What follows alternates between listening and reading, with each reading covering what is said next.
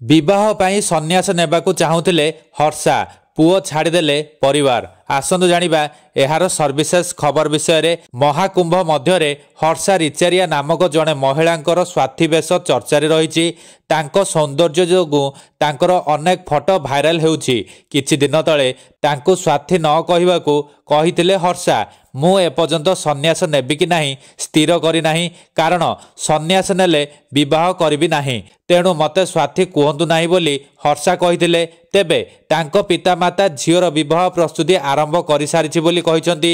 सेमाने कहिसंती जे आमे हर्षांको पई दुईटी पुओ देखिचु, से जेउठी कहिबे सेइठी विवाह करिबा। हर्षा स्वार्थी होई नाहंती, से केवल धर्म एवं आध्यात्मिकता प्रति आकर्षित होइछंती। आमे आम झीवर पसंद को सम्मान देउछु एवं तांको ट्रोल न करने को निवेदन करुछु। हर्षांको माँ को कहवा मुताबक आमे बहुत संघर्ष करिछु। मु चाहूची मो झील खुशी रे रहू।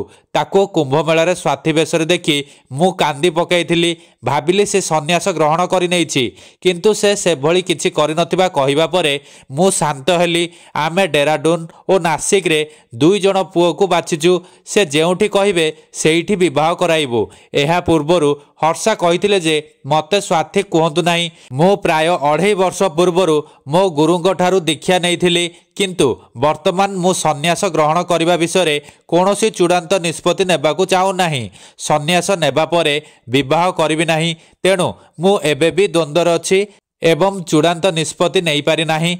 एबे मु केवल युवपीढ़ी को सनातन धर्म विषय अधिक सूचना देबाकू चाहूछि।